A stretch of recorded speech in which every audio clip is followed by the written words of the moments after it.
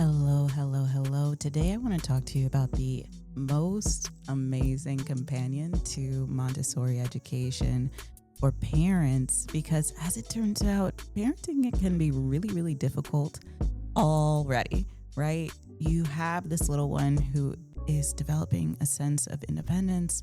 They have a process of individuation, trying to figure out who they are within the system of your family, who they are within the system of your culture, who they are within the system of their school or their daycare, who they are as themselves. They're learning how to say no. They're learning what their yes means.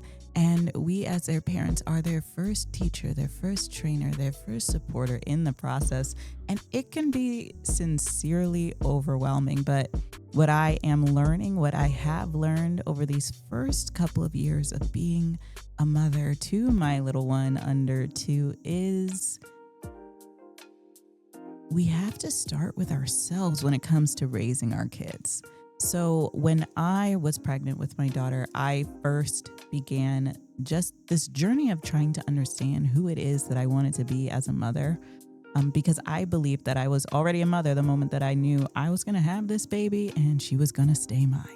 So from that, I really needed to figure out just how it was that I wanted to show up for her, how I wanted her to be embraced by me, and how I could make a conscious and consistent effort to be the kind of mother that she would need by recognizing what her needs are and showing up for her in a way that she would recognize and feel loved by.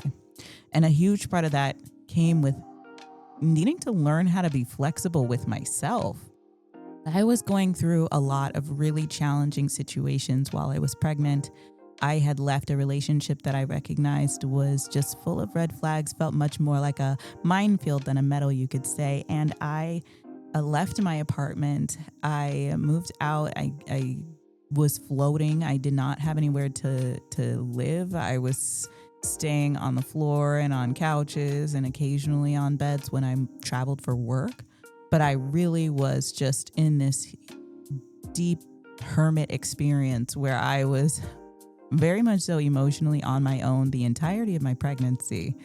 And during that time, I really learned a lot about myself and what my needs were. And it was a time where I recognized that I needed to re-raise myself. I needed to give myself the tools that I didn't feel like I had available to me, that I didn't feel were modeled to me growing up. And it wasn't a matter of blame or shame. It was just the truth, right? If I have a gap in my emotional capacity, if I have a gap in my emotional literacy, if I have a gap in my ability to hold space for another, then no matter how I've come to be in that place, it's incumbent upon me as a future parent and as a parent in mind and heart to start to fill those gaps. And so I wanted to find the right companion. What is it that's going to work right for me? And I came across the concept of gentle parenting.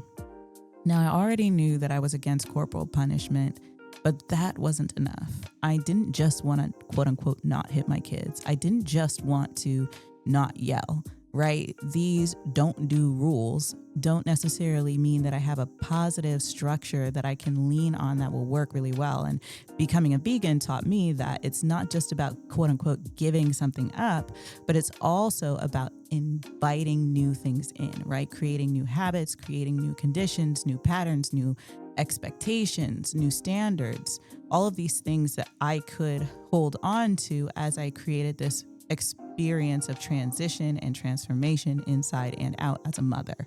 So I began to wonder, okay, well, what am I going to fill in to my parenting toolkit that's going to give me really strong structures and foundations for raising my daughter? What is going to help me to feel like I have given her everything that she needs so that even as I am feeling empty, I know that I can rely on these tools, rely on these habits, rely on these practices and structures to hold me up when I no longer can hold myself up, when I can't muscle through, when things do go past what I feel I'm capable of.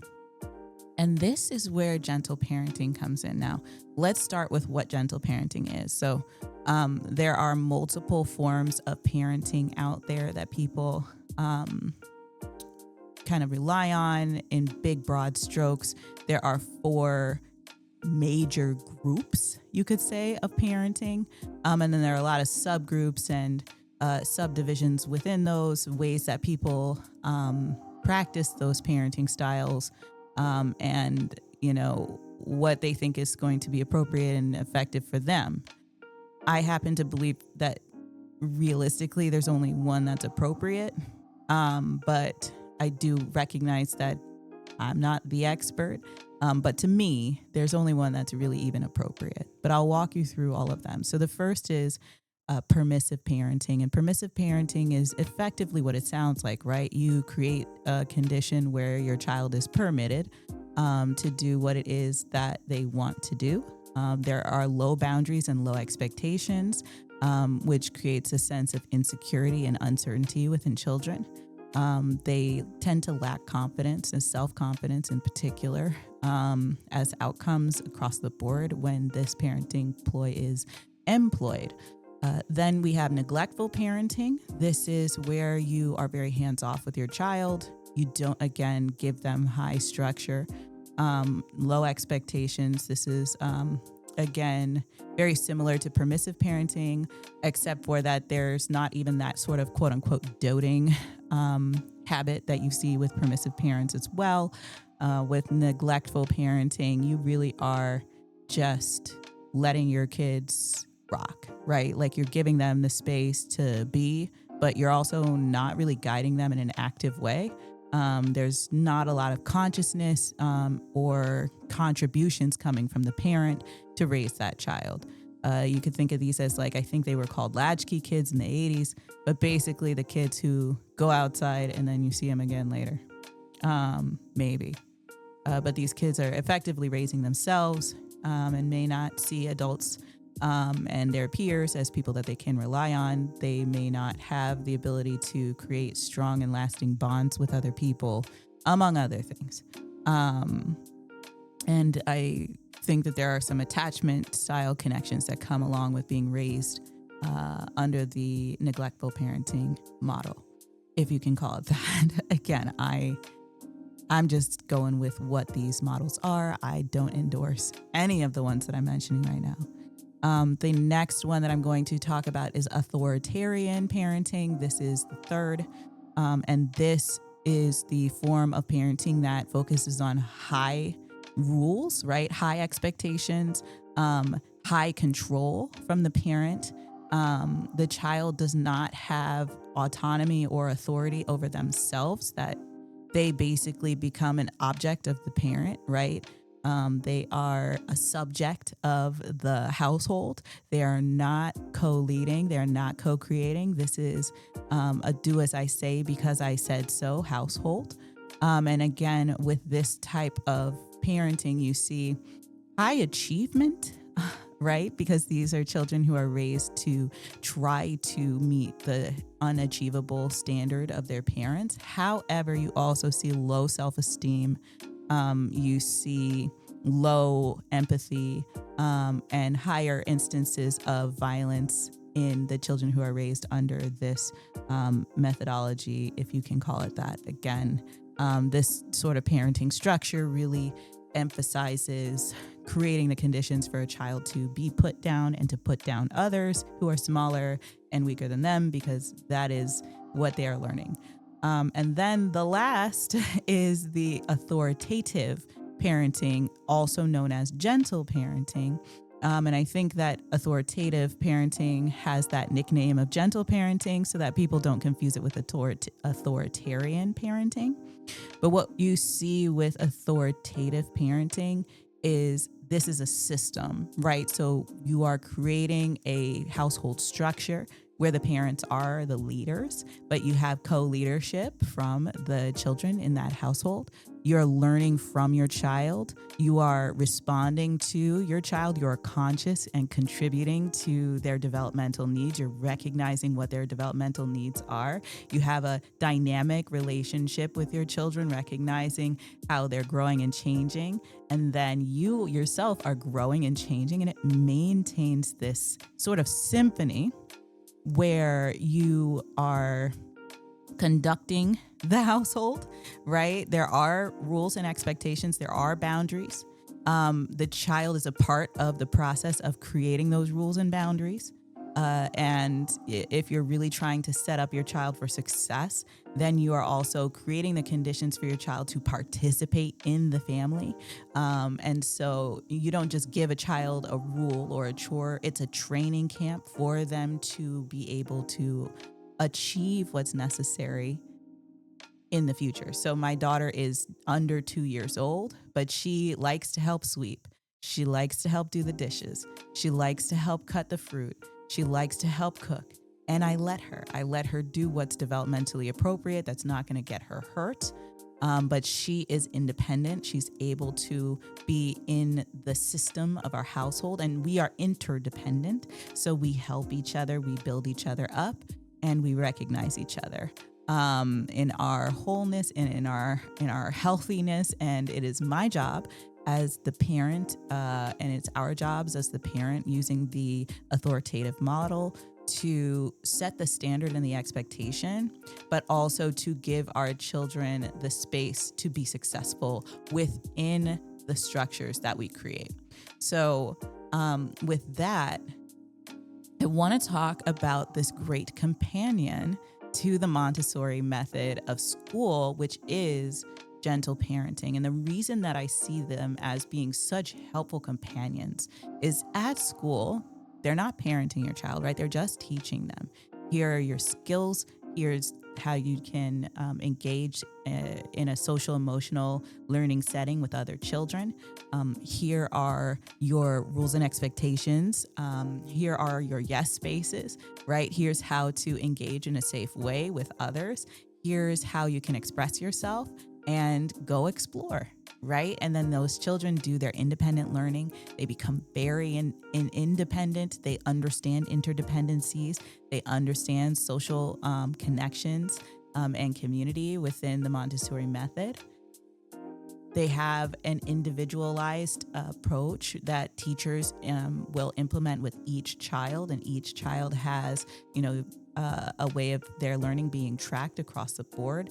And it's a really beautiful learning style and learning method that's child-centered, that recognizes their developmental phase, but that is multi-dimensional. So there will be children who are in one developmental phase, and there will be children who are above and below that phase in the same room. So they're learning from each other, they're teaching each other, and there are these cool interdependencies that kind of blossom and develop. And you see when an older child is interested in teaching a younger child, that younger child excels. The younger child gets more confident and has all of this, newfound ability, right, to be themselves and to be themselves within a community. And then when that child comes home, what I love about gentle parenting is that you're able to fill in that space that they're not getting in school, and you're preparing them for school if they're not yet school ready, in that you're giving them clear, healthy boundaries that take into account where they are. And you're doing so in a way that is demonstrating emotion regulation. You're doing so in a way that's demonstrating distress tolerance skills. You're doing so in a way that emphasizes clear and considerate communication, that shows what conscious presence looks like, and that embraces that child. Now, Montessori and gentle parenting go together like peanut butter and jelly, in my opinion. And it really comes down to looking at how we as parents show up and how we as parents create the space for our children. And the best way that we can do that is to apply these methods of thinking, these practices, and these principles to our own lives as adults. And I think it's easy to think that, like, oh, well, I didn't have this tool. I don't know what this is. This is beyond my depth. I'm not going to dive into it. And that's a real option, right? And we do it all the time. I do it all the time. There are things that I'm just like, I'm out of my depth. I don't know. And so I will ask somebody else, hey, what do you think? Or how do you do this? Or what do you recommend? Because I'm out of my depth and I don't know. And I don't have the ability to, come up with the answer. So I enlist others. But when it comes to parenting and developing a parenting style that feels authentic, but that also is going to produce the best possible outcome for our children, I think a huge thing that we have to do, the really hard work that we have to do as parents, is to create the conditions for us to reparent ourselves, right? To apply these methods to ourselves so that we have an easier time implementing them with our children. And I think that is what I want to talk to you about real soon in the next one. But for now, I'll just say, if you're enjoying the vibes here, please do subscribe. Again, I am here just creating a space where we can shamelessly and openly think through our parenting, and build structures that work really well for us from the perspective of being, an MDiv from Harvard University, being a BA from the University of Vermont, being a mother and being a full-time worker, being a single solo mom to a little one under 2 who's just about to be 2, and so much more that I can't wait to talk to you all about. But most importantly, as your friend, as a person who is here to listen to you, here to speak to your questions and think about what it is that we can do as parents, right? As people who want to support our children in their learning, and learn ourselves, grow ourselves, right? And so if you're enjoying this space and if you're enjoying the vibes, please do subscribe. I will see you real soon in the next one. But for now, take care. Bye.